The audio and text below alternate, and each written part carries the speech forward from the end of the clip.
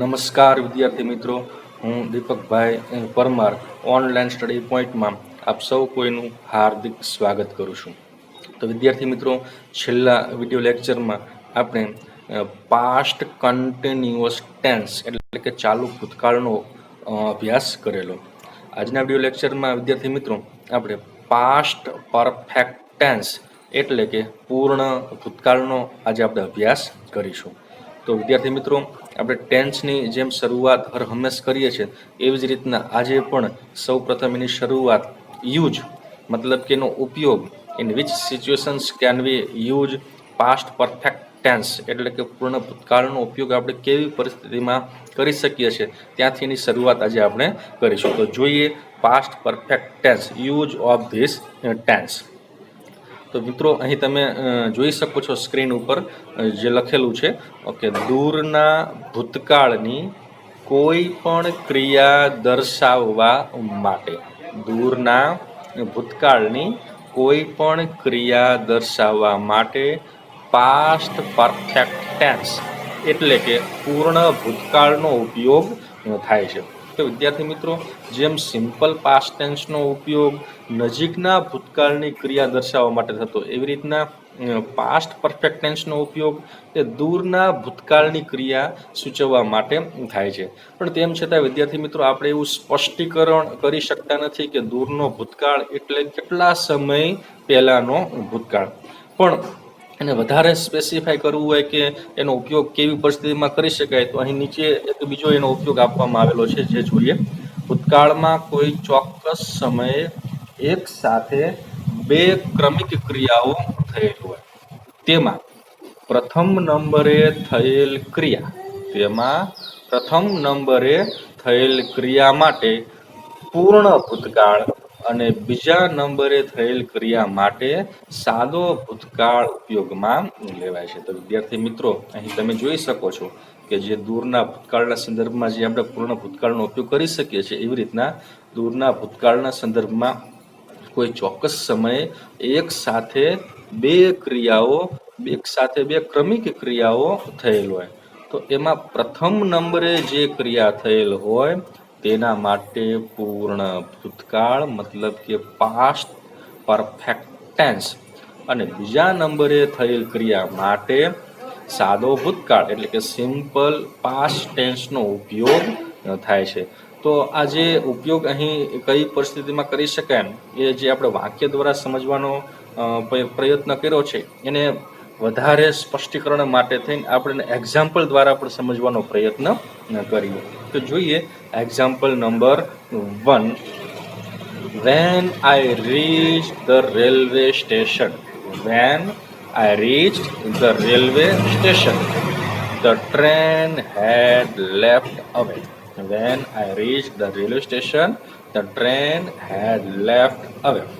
તો કે જ્યારે હું રેલવે સ્ટેશને પહોંચ્યો ત્યારે ટ્રેન ચાલી ગઈ હતી, ટ્રેન નીકળી ગઈ હતી. તો અહીં તમે વાક્યમાં જોઈ શકો છો કે જ્યારે હું સ્ટેશને પહોંચ્યો એટલે કે એક ક્રિયા જે છે ભૂતકાળમાં સ્ટેશને પહોંચવાની ક્રિયા થઈ છે અને બીજી જે ક્રિયા છે તે ટ્રેનને સ્ટેશનમાંથી નીકળી જવાની ક્રિયા થઈ છે. તો હવે અહીં તમે જોઈ શકો છો કે પ્રથમ નંબરે કઈ ક્રિયા થઈ છે અને બીજા નંબરે કઈ ક્રિયા થઈ છે. તો જ્યારે તમે સ્ટેશને પહોંચ્યા ત્યારે ટ્રેન નીકળી ગઈ હતી, એટલે કે શું તમે સ્ટેશને પહેલા પહોંચ્યા છો કે પછી ટ્રેન પહેલા નીકળી ગઈ છે?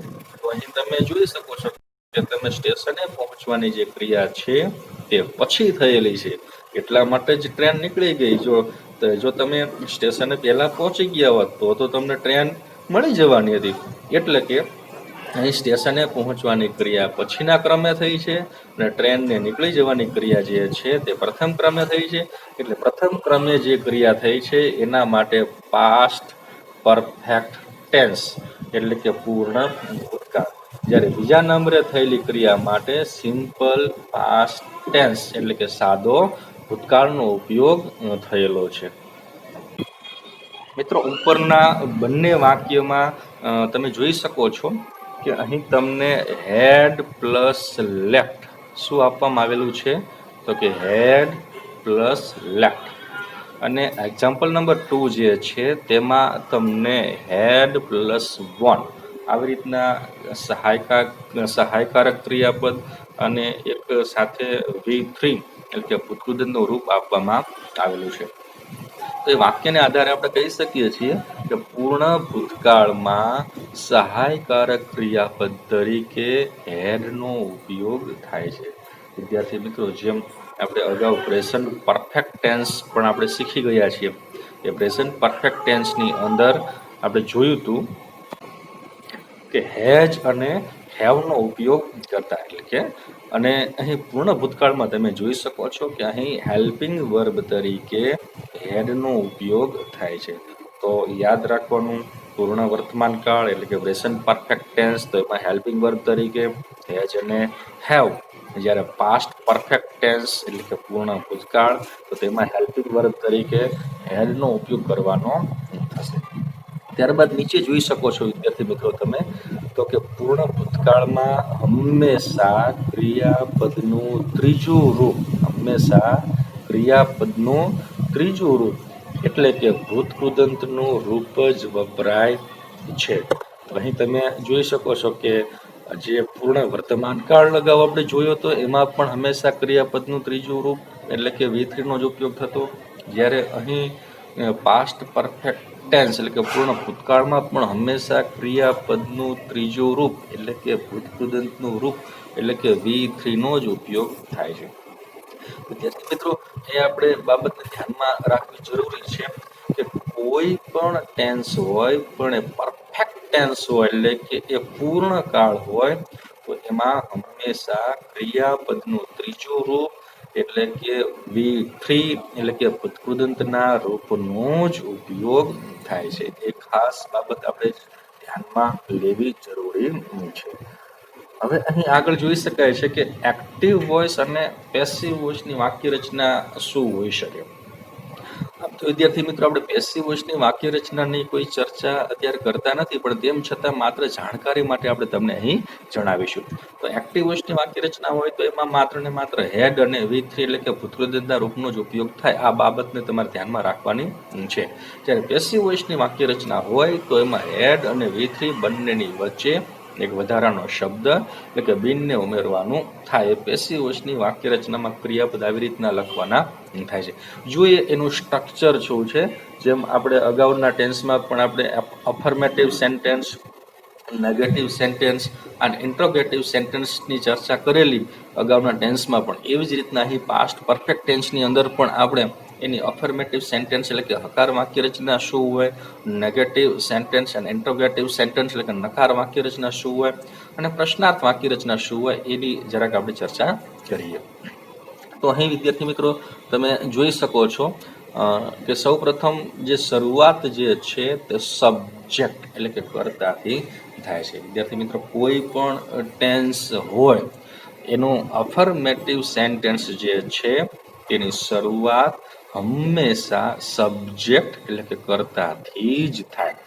ત્યારબાદ સ્થાન આવે ક્રિયાપદનું. તો વિદ્યાર્થી મિત્રો, ટેન્સ જેમ બદલાય તેમ એના ક્રિયાપદો પણ ચેન્જ થતા હોય. અગાઉ આપણે સિમ્પલ પ્રેઝન્ટ ટેન્સ જોયો તો એમાં અફર્મેટિવ સેન્ટેન્સ જે હતું એમાં મૂળ ક્રિયાપદ અથવા તો એસ કે યસ વાળું ક્રિયાપદ આવતું અફર્મેટિવ સેન્ટેન્સની અંદર. ત્યારબાદ આપણે પ્રેઝન્ટ કન્ટિન્યુઅસ ટેન્સ જોઈ લો તો એમાં એમ, ઇઝ, આર અને આઈએનજી વાળું ક્રિયાપદ આવતું. ત્યારબાદ પ્રેઝન્ટ પરફેક્ટ ટેન્સ આપણે જોઈ લો તો તેમાં હેજ, હેવ અને V3 નો ઉપયોગ થતો. તો આવી રીતના અલગ અલગ ટેન્સ હોય તેમાં અલગ અલગ હેલ્પિંગ વર્બ અને ક્રિયાપદનો ઉપયોગ કરવાનો થતો હોય છે. તો અહીં તમે જોઈ શકો છો કે અહીં હેડ પ્લસ V3 એટલે કે સબ્જેક્ટ જે આપવામાં આવેલો હોય, કર્તા જે આપવામાં આવેલો હોય, એ કર્તા પછી તમારે ફરજિયાત હેડ લખવાનું થાય અને ત્યારબાદ V3 એટલે કે ભૂતકૃદંતનું રૂપ. મિત્રો, એ ધ્યાનમાં રાખવું જરૂરી છે કે આપણે અહીં જે વાક્ય રચનાની ચર્ચા કરીએ છીએ તે એક્ટિવ વોઇસની વાક્ય રચનાને ધ્યાનમાં રાખીને આપણે વાત કરીએ છીએ. અગાઉ પણ મેં તમને જણાવેલું કે આપણે પેસિવ વોઇસની જે વાક્ય રચના છે, જે કંઈ પણ એનો અભ્યાસ કરવાનો થતો હોય છે તે આપણે ટેન્સમાં અભ્યાસ નહીં કરીએ, પણ એક અલગથી જ્યારે પેસિવ વોઇસનો ટોપિક આપણે ભણીશું ત્યારે દરેકે દરેક ટેન્સની વાક્ય રચનાના સંદર્ભમાં એની આપણે વાત કરીશું. અત્યારે હાલ પૂરતું આપણે માત્ર ને માત્ર એક્ટિવ વોઇસની વાક્ય રચનાને ધ્યાનમાં રાખીને જ આપણે વાક્ય રચનાઓ જોઈશું. ત્યારબાદ આવે છે ઓબ્જેક્ટ એટલે કે કર્મ, અને ત્યારબાદ અધર વર્ડ્સ એટલે કે અન્ય શબ્દો. તો આ વાક્ય રચના તમારા મગજમાં જો ઉતરી ગઈ હોય તો વાક્ય રચનાને ધ્યાનમાં રાખીને તમે એનો ઉપયોગ કરીને તમે અસંખ્ય વાક્યો તમે બનાવી શકો છો. જેમ સબ્જેક્ટ છે, કર્તા છે, તો કર્તાના સ્થાને તમે કોઈ પણ સર્વનામ અથવા તો કોઈ પણ વ્યક્તિનું નામ તમે લખી શકો છો.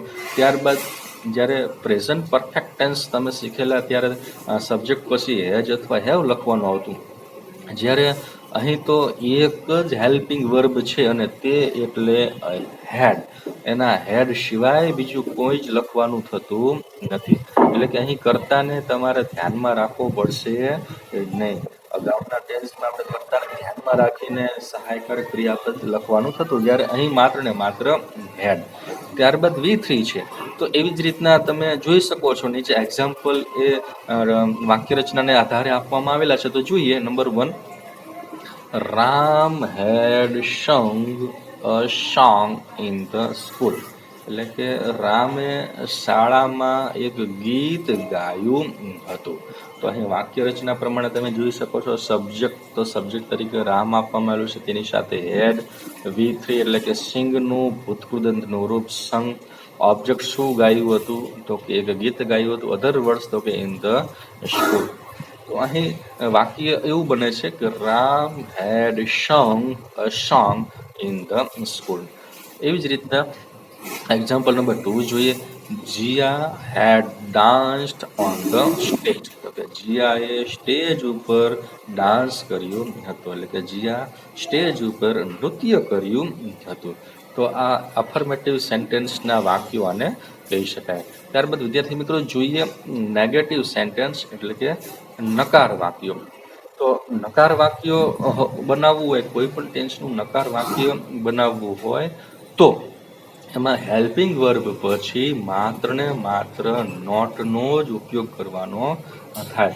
નોટનો ઉપયોગ કરવાથી વાક્ય જે છે તે નેગેટિવ સેન્ટેન્સ એટલે કે નકાર વાક્ય બની જાય છે. તો અહીં વિદ્યાર્થી મિત્રો તમે જોઈ શકો છો વાક્ય રચનામાં કે હેડ પછી નોટ લખવામાં આવેલ છે.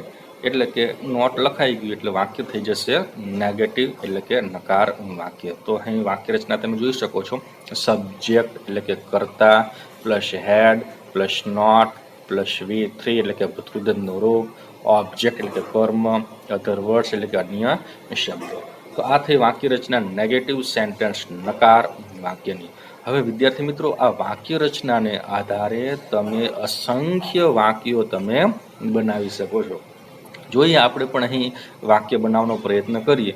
એક્ઝામ્પલ નંબર 1, તો કે Ram had not danced on the stage. તો કે રામે સ્ટેજ ઉપર નૃત્ય કર્યું હતું, એટલે કે રામ સ્ટેજ ઉપર નાચ્યો હતો નહીં. એવી જ રીતના એક્ઝામ્પલ નંબર 2 પણ આપેલું છે કે Jiya had not sung a song in the school. તો કે જીયાએ શાળામાં એક ગીત ગાયું હતું નહીં. તો વિદ્યાર્થી મિત્રો અહીં વાક્ય રચના પ્રમાણે તમે નેગેટિવ સેન્ટેન્સના જે 2 ઉદાહરણ આપેલા છે તે તમે જોઈ શકો છો.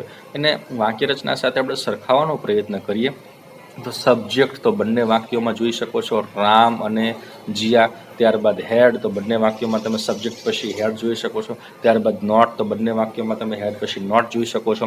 ત્યારબાદ V3 એટલે કે ભૂતકૃદંતનું રૂપ તો તમે બંને વાક્યોમાં તમે જોઈ શકો છો ડાન્સનું ડાન્સ અને સિંગનું સંગ. ત્યારબાદ ઓબ્જેક્ટ એટલે કે કર્મ, તો અહીં ડાન્સમાં કોઈ કર્મ આપવામાં આવેલું નથી, પણ બીજા વાક્યમાં તમને અહીં કર્મ આપવામાં આવેલું છે અ સોંગ. અને અધર વર્ડ્સ અન્ય શબ્દો તો ઓન ધ સ્ટેજ અને ઇન ધ સ્કૂલ. વિદ્યાર્થી મિત્રો ડાન્સ એટલે કે ડાન્સ કરે છે એ ક્રિયા થઈ, પણ શું ડાન્સ કરે છે તો તેના માટે તમને કોઈ જવાબ મળશે નહીં. એટલા માટે એ વાક્યની અંદર તમે કર્મ લખી શકશો નહીં. ત્યારબાદ નેગેટિવ સેન્ટેન્સ પછી વિદ્યાર્થી મિત્રો જોઈ શકાય છે કે ઇન્ટ્રોગેટિવ સેન્ટેન્સ આપવામાં આવેલ છે, એટલે કે પ્રશ્નાર્થ વાક્યો. તો વિદ્યાર્થી મિત્રો કોઈ પણ ટેન્સનું વાક્ય હોય એને પ્રશ્નાર્થ વાક્ય બનાવવું હોય તો એની અંદર જે હેલ્પિંગ વર્બ હોય તેને તમે સબ્જેક્ટની આગળ એટલે કે કર્તાની આગળ વાક્યની શરૂઆતમાં લખી દો અને છેલ્લે ક્વેશ્ચન માર્ક. શું કીધું? તો કે કોઈ પણ ટેન્સનું વાક્ય હોય એને તમારે પ્રશ્નાર્થ વાક્ય બનાવવું હોય તો એમાં હેલ્પિંગ વર્બ જે છે તેને સબ્જેક્ટની આગળ એટલે કે કર્તાની આગળ લખી દો અને અંતે ક્વેશ્ચન માર્ક મૂકી દો એટલે વાક્ય બની જશે પ્રશ્નાર્થ. તો અહીં પણ તમે જોઈ શકો છો કે જે પાસ્ટ પરફેક્ટ ટેન્સની જે અફર્મેટિવ સેન્ટેન્સની જે વાક્ય રચના છે તેમાંથી આપણે હેડને ઊંચકી અને કર્તાની આગળ મૂકી દીધો અને છેલ્લે કરી નાખ્યું ક્વેશ્ચન માર્ક એટલે પ્રશ્નાર્થ ચિહ્ન. વાક્ય બની ગયું ઇન્ટ્રોગેટિવ સેન્ટેન્સ એટલે કે પ્રશ્નાર્થ વાક્ય. જોઈએ વાક્ય રચના પ્રમાણે એના example. Number 1, had Ram song a song in the school. શું રામે શાળામાં એક ગીત ગાયું હતું? જોઈએ example number 2, had Jiya dance on the stage. શું જીયાએ સ્ટેજ પર ડાન્સ કર્યો હતો? તો આ બંને વાક્યો જે છે તે પૂર્ણ ભૂતકાળના પ્રશ્નાર્થ વાક્યો કહી શકાય. પરંતુ વિદ્યાર્થી મિત્રો, પ્રશ્નાર્થ સૂચક શબ્દથી શરૂ થતું પ્રશ્નાર્થ વાક્ય બનાવવું હોય તો શું? તો જે પ્રશ્નાર્થ સૂચક શબ્દ જે હોય એને તમે આ હેલ્પિંગ વર્બની આગળ તમે મૂકી શકો છો. એમાં વાક્ય રચનામાં બીજો કોઈ જ તફાવત હોતો નથી. વોટ છે, વેર છે, વેન છે, વાય છે, હાઉ મેની છે, હાઉ મચ છે, વગેરે વગેરે જે કાંઈ પણ પ્રશ્નાર્થ સૂચક શબ્દો હોય એને તમે હેલ્પિંગ વર્બની આગળ તમે મૂકી શકો છો એટલે પ્રશ્નાર્થ સૂચક શબ્દથી શરૂ થતું પ્રશ્નાર્થ વાક્ય બની જશે. તો અહીં આપણે વાક્ય રચના પ્રમાણે પ્રશ્નાર્થ વાક્ય રચના પ્રમાણે એના એક્ઝામ્પલ જે છે એ બંને આપણે એક્ઝામ્પલ જોઈને સરખાવવાનો પ્રયત્ન કરીએ. તો વાક્ય રચનામાં સૌપ્રથમ તમને હેડ આપવામાં આવેલું છે તો તમે બંને વાક્યોમાં તમે જોઈ શકો છો કે હેડ આપેલું છે. ત્યારબાદ સબ્જેક્ટ તો બંને વાક્યોમાં તમને આપેલું છે. નંબર 1માં રામ આપ્યું છે, બીજામાં તમને જીયા આપેલું છે. ત્યારબાદ V3 તો પહેલા વાક્યમાં સંગ છે અને બીજા વાક્યમાં ડાન્સ છે. ઓબ્જેક્ટ આપેલું છે એક વાક્યમાં અને બીજા વાક્યમાં આપેલું નથી. અધર વર્ડ્સ બંને વાક્યોમાં તમને ઇન ધ સ્કૂલ અને ઓન ધ સ્ટેજ આપવામાં આવેલ છે અને ક્વેશ્ચન માર્ક. તો આ વાત થઈ ઇન્ટ્રોગેટિવ સેન્ટેન્સ એટલે કે પ્રશ્નાર્થ વાક્યોની. હવે વિદ્યાર્થી મિત્રો, મનમાં એક આપણને એવો પ્રશ્ન થાય કે આ પૂર્ણ ભૂતકાળનું વાક્ય છે તે આપણને ખબર કેવી રીતના પડે? તો વિદ્યાર્થી મિત્રો, જ્યારે પૂરેપૂરું વાક્ય જ આપણને આપી દેવામાં આવેલું હોય તો ત્યારે તો આપણે હેડ પ્લસ V3 એટલે કે હેડ અને ભૂતકૃદંતનું રૂપ જોઈએ એટલે આપણને ખ્યાલ આવી જશે કે આપેલ વાક્ય એ પાસ્ટ પરફેક્ટ ટેન્સનું છે. પરંતુ જ્યારે સ્પર્ધાત્મક પરીક્ષાના સંદર્ભમાં જ્યારે આપણે વાત કરતા હોય તો ત્યારે એવું બને કે આપેલ જે ટેન્સનું જે વાક્ય છે તે ખાલી જગ્યા સ્વરૂપે પૂછાયું હોય. એટલે કે ખાલી જગ્યા જ એવી જગ્યાએ હોય કે જ્યાં આપણે વર્બ લખવાનું હોય. એટલે કે આપણને પૂરેપૂરું વર્બ આપવામાં આવેલું હોતું નથી, ક્રિયાપદ આપવામાં આવેલું હોતું નથી. એટલે કે હેડ પ્લસ V3 આપવામાં આવેલું હોતું નથી. હવે હેડ પ્લસ V3 જ આપેલું નથી તો આપણે ટેન્સને ઓળખવો કેવી રીતના? તો એના માટે કેટલાક કીવર્ડ્સ જેને ઇન્ડિકેટર્સ પણ કહી શકાય, તો ઓળખ સૂચવતા ચિહ્નો હોય જે આપણે યાદ રાખવા જરૂરી હોય છે. જે આપણે simple present tense, present continuous tense, present perfect tense, simple past tense, past continuous tense, એ બધા જ ટેન્સની અંદર આપણે આવા કીવર્ડ્સનો અભ્યાસ આપણે કરેલો છે. જે એક પછી એક ટેન્સને આપણે કીવર્ડ્સનો આપણા મગજની અંદર ઉમેરો થતો જાય છે. તો અહીં પણ આપણે જોઈએ કેટલાક કીવર્ડ્સ કે જેના થકી આપણે પૂર્ણ ભૂતકાળને આપણે ઓળખી શકીએ છીએ. જોઈએ કીવર્ડ્સ એટલે કે પૂર્ણ ભૂતકાળનું સૂચન કરતા ચિહ્નો. નંબર 1 એમાં આપવામાં આવેલું છે બિફોર. શું આપેલું છે? બિફોર. બિફોર એટલે પહેલા. બિફોર એટલે પહેલા. તો જોઈએ બિફોરનું એક example. The patient had died before the doctor came. એટલે કે ડોક્ટર આવ્યા તે પહેલા દર્દી મૃત્યુ પામ્યો હતો. તો અહીં તમે આમ પણ વિચારી શકો છો કે પ્રથમ નંબરે કઈ ક્રિયા થઈ છે અને બીજા નંબરે કઈ ક્રિયા થઈ છે? તો શું ડોક્ટરને આવવાની ક્રિયા પ્રથમ નંબરે થઈ છે કે પછી દર્દીને મૃત્યુ પામવાની ક્રિયા પ્રથમ નંબરે થઈ છે? જો ડોક્ટરને આવવાની ક્રિયા પ્રથમ નંબરે થઈ હોય તો તે દર્દીને બચાવી ન લે. હા, એટલા માટે આપણે કહી શકીએ છીએ કે ડોક્ટરને આવવાની ક્રિયા બીજા નંબરે થઈ છે, જ્યારે દર્દીને મૃત્યુ પામવાની ક્રિયા એ પ્રથમ નંબરે ક્રિયા થઈ છે. એટલા માટે પ્રથમ નંબરે જે ક્રિયા થઈ છે એના માટે પાસ્ટ પરફેક્ટ ટેન્સ, અને બીજા નંબરે જે ક્રિયા થઈ છે એના માટે સિમ્પલ પાસ્ટ ટેન્સ. તો અહીં વાક્ય એવું બને છે, જોઈ શકાય છે, The patient had died before the doctor came. ત્યારબાદ કીવર્ડ્સ તરીકે બીજો શબ્દ આપવામાં આવેલો છે આફ્ટર, એટલે કે પછી. કે ડોક્ટર કેમ, એ જ વાક્યને આપણે આવી રીતના પણ લખી શકીએ છીએ, the doctor came after the patient had died, એટલે કે દર્દી મૃત્યુ પામ્યો પછી ડોક્ટર આવ્યા. તો જે બિફોર વાળા જે વાક્ય હતું, બિફોરમાં જે ધ પેશન્ટ હેડ ડાઇડ એ વાક્ય આગળ હતું, તો ડોક્ટર કેમ એ પાછળ હતું. એવી રીતના આફ્ટરનો ઉપયોગ કરીએ એટલે બંને વાક્યોને તમારે અરસપરસ બદલવાના થાય. તો ધ ડોક્ટર કેમ એ વાક્ય શરૂઆતમાં આવી જાય છે અને ધ પેશન્ટ હેડ ડાઇડ એ આફ્ટરની પછી લખાશે. The doctor came after the patient had died, દર્દી મૃત્યુ પામ્યો પછી ડોક્ટર આવે. અહીં પણ તમે એ રીતે વિચારી શકો છો કે પ્રથમ નંબરે કઈ ક્રિયા થઈ છે અને બીજા નંબરે કઈ ક્રિયા થઈ છે. ત્યારબાદ ઓળખ સૂચવતા ચિહ્નો તરીકે ત્રીજા નંબરમાં આપેલું છે વેન. વિદ્યાર્થી મિત્રો, અહીં તમે જોઈ શકો છો કે વેન જે કીવર્ડ્સ છે, ઓળખ દર્શાવતું ચિહ્ન જે છે તે પાસ્ટ કન્ટિન્યુઅસ ટેન્સની અંદર પણ આવે છે. તો અહીં પાસ્ટ પરફેક્ટ ટેન્સની અંદર પણ વેન શબ્દ આવેલ છે. તો આપણે ખ્યાલ કેમ આવશે કે આપેલ વાક્ય એ ચાલુ ભૂતકાળનું છે કે પૂર્ણ ભૂતકાળનું છે? તો વિદ્યાર્થી મિત્રો, એમાં એવું બને છે કે જ્યારે વેન આપેલું હોય ત્યારે એક વાક્ય સાદા ભૂતકાળનું હોય, તો બીજું વાક્ય ચાલુ ભૂતકાળનું પણ હોઈ શકે અને પૂર્ણ ભૂતકાળનું પણ હોઈ શકે. એમાં કોઈ ફિક્સ હોતું નથી. વાક્યનો અર્થ કેવો થાય છે એના આધારે આપણે જવાબ નક્કી કરવાનો થાય છે. બરાબર? તો જોઈએ અહીંયા, વેન ધ ડોક્ટર કેમ, જ્યારે ડોક્ટર આવ્યા. ધ પેશન્ટ હેડ ડાઇડ, કે જ્યારે ડોક્ટર આવ્યા ત્યારે દર્દી મૃત્યુ પામ્યો હતો. હવે તમે જોઈ શકો છો, અગાઉ જ્યારે આપણે પાસ્ટ કન્ટિન્યુઅસ ટેન્સ શીખ્યા ત્યારે વેન આપેલું હોય, એક વાક્ય સાદા ભૂતકાળનું હોય તો બીજું વાક્ય ચાલુ ભૂતકાળનું હોય, એવું આપણે કીધેલું. પણ અહીં તમે એવો ગુજરાતી અર્થ કરી શકશો કે જ્યારે ડોક્ટર આવ્યા ત્યારે દર્દી મૃત્યુ પામી રહ્યો હતો? તો કે ના, એવો એનો અર્થ કાઢી શકાય ને, એવો અર્થ કરી શકાય નહીં. એટલે અહીં વેન આપેલું છે, એક વાક્ય સિમ્પલ પાસ્ટ ટેન્સનું છે, પણ બીજું વાક્ય પાસ્ટ કન્ટિન્યુઅસ ટેન્સનું બનશે નહીં, એટલે કે ચાલુ ભૂતકાળનું બની શકશે નહીં. હવે અહીં આપણે જે વિચારવાનું છે, પ્રથમ નંબરે કઈ ક્રિયા થઈ છે અને બીજા નંબરે કઈ ક્રિયા થઈ છે, એવી રીતના વિચારીને આપણે જવાબ લખવાનો થાય.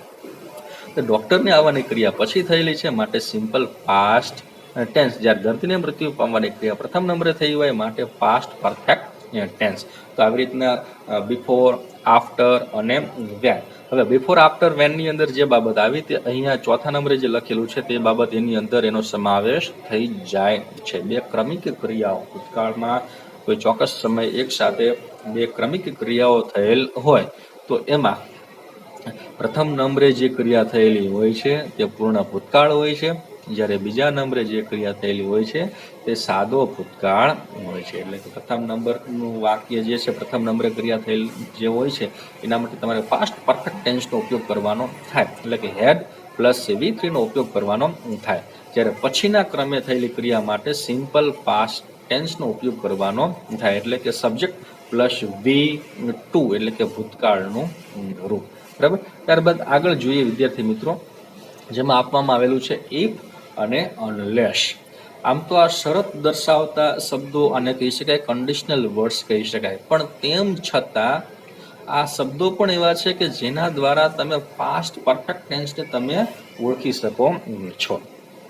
હવે જ્યારે વાક્યની અંદર તમને ઇફ અથવા તો અનલેસ આપવામાં આવેલું હોય અને ખાલી જગ્યા સિવાયનું જે વાક્ય હોય એમાં તમને વુડ આપેલું હોય, કુડ આપેલું હોય, માઇટ આપેલું હોય, આવી રીતના આ ત્રણમાંથી કોઈ પણ એક તમને મોડેલ ઓક્સિલરીઝ આપવામાં આવેલ હોય, એની સાથે હેવ પ્લસ V3 હોય, જો એક્ટિવ વોઇસની વાક્ય રચના હોય તો, અને જો પેસિવ હોય તો એની સાથે have plus bin plus V3 આપેલ હોય.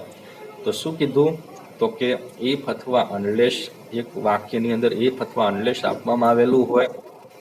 હવે ખાલી જગ્યા સિવાયના વાક્યમાં તમને વુડ, કુડ, માઇટ એની સાથે હેવ પ્લસ V3 અથવા તો have plus bin plus V3 જો પેસિવ વોઇસનું વાક્ય હોય તો આવું આપવામાં આવેલું હોય તો બીજું જે વાક્ય છે તે પૂર્ણ ભૂતકાળનું હોય, એટલે કે પાસ્ટ પરફેક્ટ ટેન્સનું વાક્ય હોય. એને આપણે એક્ઝામ્પલ દ્વારા સમજવાનો પ્રયત્ન કરીએ. તો જોઈએ એક્ઝામ્પલ નંબર 4. તો અહીં આપવામાં આવેલ છે, જેમાં લખ્યું છે if you had help him he would have passed in the board exam. શું લખ્યું છે? અને ફરીવાર વાંચીએ તો કે if you had help him he would have passed in the board exam. હવે વિદ્યાર્થી મિત્રો, અહીં તમે જોઈ શકો છો કે વાક્યની અંદર એક તો તમને કીવર્ડ્સ તરીકે ઇફ આપવામાં આવેલું છે. બીજું તમને અહીં એક વાક્ય જે છે તેમાં વુડ હેવ પાસ્ડ. તો જુઓ, અહીં ઉપર આપણે જોયું પ્રમાણે વુડ આપેલું છે, તો કે હા વુડ, કુડ, માઇટમાંથી વુડ આપેલું છે. ત્યારબાદ હેવ આપેલું છે, ત્યારબાદ V3 આપવામાં આવેલું છે. આ એક્ટિવ વોઇસની વાક્ય રચના કહી શકાય.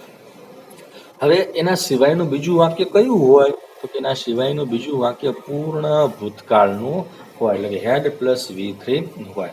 તો if you had help him, જો તમે તેને મદદ કરી હોત તો શું થયું હોત? તો કે આમ થયું હોત.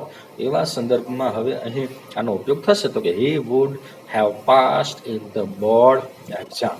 તો તે બોર્ડની પરીક્ષામાં પાસ થઈ ગયો હોત. જો તમે તેને મદદ કરી હોત તો તે બોર્ડની પરીક્ષામાં પાસ થઈ ગયો હોત. તો અહીં તમે જોઈ શકો છો કે આવી રીતના would have would, could, might plus have plus V3 અથવા તો બીન પ્લસ V3 આપવામાં આવેલું હોય તો બીજું વાક્ય પાસ્ટ પરફેક્ટ ટેન્સનું બને છે. અને એક્ઝામ્પલ નંબર 5 દ્વારા સમજવાનો પ્રયત્ન કરીએ. Unless the doctor had come in time, જો ડોક્ટર સમયસર આવ્યા ન હોત તો શું થયું હોત? The patient could not have been saved, તો દર્દીને બચાવી શકાયો હોત નહીં. એટલે કે ડોક્ટર સમયસર આવ્યા ન હોત તો દર્દીને બચાવી શકાયો હોત નહીં. પણ ડોક્ટર સમયસર આવી ગયા અને દર્દીને પણ બચાવી લેવાયો. તો અહીં પણ તમે જોઈ શકો છો કે અનલેસ શબ્દ આપવામાં આવેલો છે. અહીં તમને કુડ આપવામાં આવ્યું છે, હેવ, બીન અને V3 આપવામાં આવેલું છે, મતલબ કે પેસિવ વોઇસનું વાક્ય છે. તો બીજું વાક્ય શું? તો કે પાસ્ટ પરફેક્ટ ટેન્સ, એટલે કે પૂર્ણ ભૂતકાળનું વાક્ય બને છે. હવે અહીં આપણે જે સમજૂતી મેળવવાની હતી પાસ્ટ પરફેક્ટ ટેન્સની, એની સમજૂતી અહીં પૂર્ણ થાય છે. શું આપણે શીખ્યા પાસ્ટ પરફેક્ટ ટેન્સની અંદર? તો સૌપ્રથમ એનો ઉપયોગ કે કેવી પરિસ્થિતિમાં આપણે પાસ્ટ પરફેક્ટ ટેન્સનો ઉપયોગ કરી શકીએ છીએ તે, ત્યારબાદ એની સ્ટ્રક્ચર એટલે કે એની વાક્ય રચના, કે એને affirmative sentence, negative sentence and interrogative sentence, એટલે કે હકાર વાક્ય રચના, નકાર વાક્ય રચના અને પ્રશ્નાર્થ વાક્ય રચના. ત્યારબાદ કીવર્ડ્સ, જેને ઇન્ડિકેટર્સ કહી શકાય, એટલે કે ઓળખ દર્શાવતા ચિહ્નોનો પણ અભ્યાસ આપણે કર્યો છે. હવે સંપૂર્ણ અભ્યાસ કર્યા પછી આપણે એની એક્સરસાઇઝ જેના દ્વારા આપણે જાણી શકીશું કે મને ખરેખર કેટલું આવડ્યું. તો કેટલું આવડ્યું એ જોવાનો પ્રયત્ન આપણે એક્સરસાઇઝ દ્વારા આપણે કરીએ. જોઈએ, fill in the blanks using the proper form of the verb given in the brackets, એટલે કે કૌંસમાં આપેલા ક્રિયાપદોનો યોગ્ય ઉપયોગ કરીને, કૌંસમાં આપેલા ક્રિયાપદોનો યોગ્ય ક્રિયાપદનો ઉપયોગ કરી ખાલી જગ્યા પૂરો. તો અહીં વિદ્યાર્થી મિત્રો તમને કૌંસમાં ક્રિયાપદ આપવામાં આવેલ છે, એ ક્રિયાપદના યોગ્ય રૂપનો ઉપયોગ કરી આપણે ખાલી જગ્યા પૂરવાની થશે. જોઈએ નંબર 1, જેમાં લખ્યું છે when the chief guest came we ખાલી જગ્યા in the prayer hall. મિત્રો હમણાં જ આપણે વાત થઈ હતી કે વેન શબ્દ આપવામાં આવેલો હોય તો એક વાક્ય સિમ્પલ પાસ્ટ ટેન્સનું હોય તો બીજું વાક્ય પાસ્ટ કન્ટિન્યુઅસ ટેન્સનું પણ હોઈ શકે અને પાસ્ટ પરફેક્ટ ટેન્સનું પણ હોઈ શકે. એ વાક્યના અર્થ પ્રમાણે આપણે નક્કી કરવાનું છે.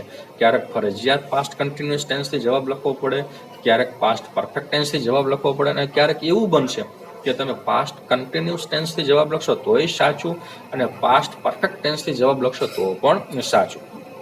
તો અહીં જોઈએ, વેન ધ ચીફ ગેસ્ટ કેમ, જ્યારે મુખ્ય મહેમાન આવ્યા, વી ખાલી જગ્યા ઇન ધ પ્રેયર હોલ. હવે અહીં એક પરિસ્થિતિને વિચારવાનો પ્રયત્ન આપણે કરીએ કે જ્યારે મુખ્ય મહેમાન આવ્યા ત્યારે શું ક્રિયા, તો કે પ્રે એટલે કે પ્રાર્થના કરવી. તો કે મુખ્ય કે પ્રેયર હોલ જે છે, પ્રાર્થના ખંડ જે છે, એમાં અમે પ્રાર્થના કરી રહ્યા હતા, આવું પણ બની શકે. અમે પ્રાર્થના કરી લીધી હતી, આવું પણ બની શકે. મતલબ કે અહીં તમે ચાલુ ભૂતકાળથી જવાબ લખો તો પણ ચાલે અને પૂર્ણ ભૂતકાળથી જવાબ લખો તો પણ ચાલે. એટલે કે તમે અહીં વેર પ્રેઇંગ લખો તો પણ ચાલે અને હેડ પ્રેડ લખો તો પણ ચાલે. તો અહીં આપણે પાસ્ટ પરફેક્ટ ટેન્સ ટોપિક આપણે અભ્યાસ કરીએ છીએ, એટલા માટે અહીં આપણે પાસ્ટ પરફેક્ટ ટેન્સથી ખાલી જગ્યા પૂરીએ. તો વેની સાથે જે હેલ્પિંગ વર્બ છે એમાં હવે કોઈ વિચારવા પણ કંઈ છે નહીં, એટલે ફરજિયાતપણે અહીં હેડ પ્લસ પ્રેયરનું ભૂતકૃદંતનું રૂપ તો કે પ્રેડ એટલે કે ઈડી પ્રત્યે લગાડવાનો થશે.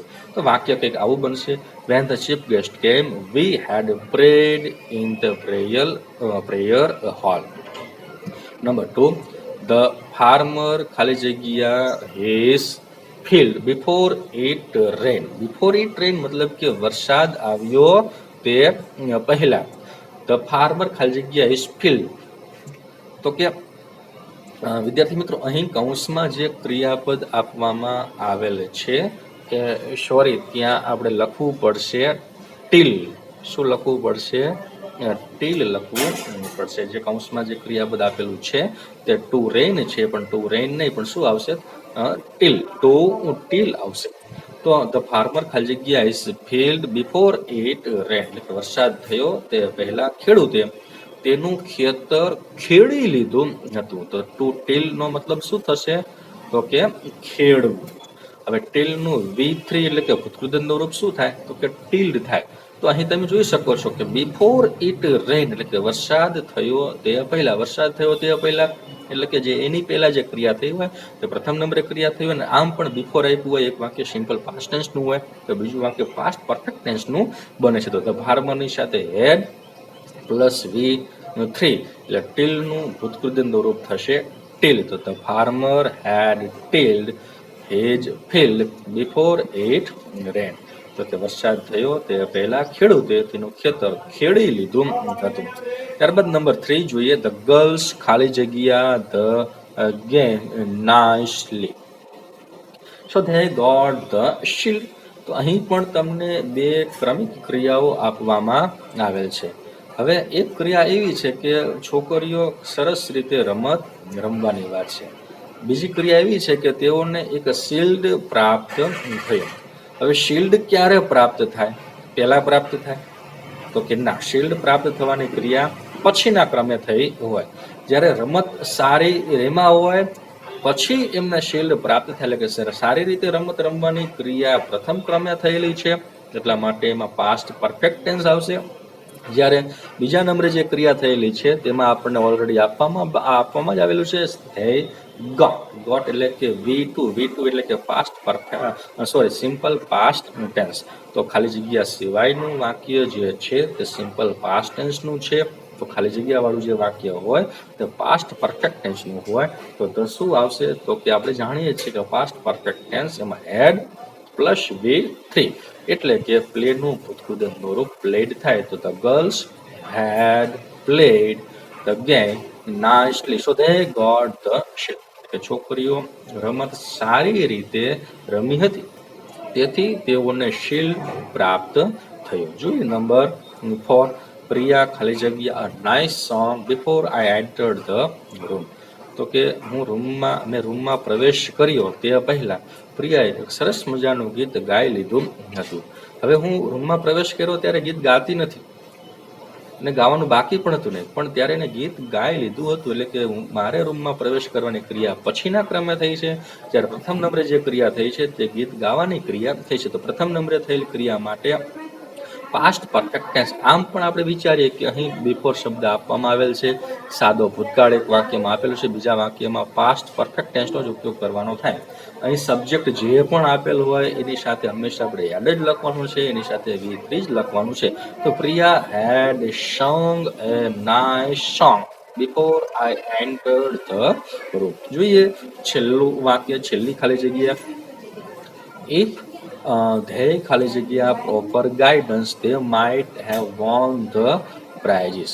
If they ખાલી જગ્યા proper guidance, they might have won the prizes. કૌંસમાં આપ્યું છે to get. અહીં વિદ્યાર્થી મિત્રો તમે જોઈ શકો છો કે જે કીવર્ડ્સ જે છે, કીવર્ડ્સ તરીકે તમને ઇફ શબ્દ આપવામાં આવેલ છે. શું આપવામાં આવેલ છે? ઇફ શબ્દ આપવામાં આવેલ છે. ખાલી જગ્યા સિવાયનું જે વાક્ય છે, આ ખાલી જગ્યા સિવાયનું જે વાક્ય છે તેમાં આપ્યું છે they might have won the prizes. તો અગાઉ પણ આપણે વાત કરી કે ઇફ અથવા અનલેસ આપ્યું હોય તેમાં એક વાક્ય જે છે એમાં could, would, might આપેલું હોય, એની સાથે have પ્લસ V3 હોય. તો બીજું વાક્ય જે છે તે પાસ્ટ પરફેક્ટ ટેન્સનું સમજવાનું થાય. તો અહીં might આપ્યું છે, have આપ્યું છે, તો V3 won આપેલું છે. તો બીજું જે વાક્ય બાકી વધ્યું તે પાસ્ટ પરફેક્ટ ટેન્સનું હોય. તો પાસ્ટ પરફેક્ટ ટેન્સથી જવાબ લખીએ તો શું થશે? તો કે had પ્લસ V3 એટલે કે ગેટનું ઉત્કૃદનનું રૂપ એટલે કે got. તો જવાબ કંઈક આવો બનશે, if they had got proper guidance. જો તેઓને યોગ્ય માર્ગદર્શન મળ્યું હોત તો they might have won the prizes. તો તેઓને ઇનામ પ્રાપ્ત થયા હોત, પણ તેઓને યોગ્ય માર્ગદર્શન મળ્યું નહીં અને તેઓને ઇનામ પણ પ્રાપ્ત થયા નહીં. તો વિદ્યાર્થી મિત્રો આટલી બાબત એ પાસ્ટ પરફેક્ટ ટેન્સની અંદર આવશે, જેને આપણે સંપૂર્ણપણે સમજવાનો પ્રયત્ન કર્યો છે. જો વિદ્યાર્થી મિત્રો મારો આ વિડીયો તમને પસંદ આવ્યો હોય તો લાઈક કરજો અને વધુમાં વધુ લોકો સુધી તેને શેર કરજો, અને છેલ્લે સબસ્ક્રાઈબ કરવાનું ભૂલશો નહીં, અને બાજુમાં રહેલા બેલ આઇકનને પણ પ્રેસ કરજો કે જેથી કરીને તમને આવનારા વિડીયોના નોટિફિકેશન સૌથી પહેલાં તમને મળતા રહે.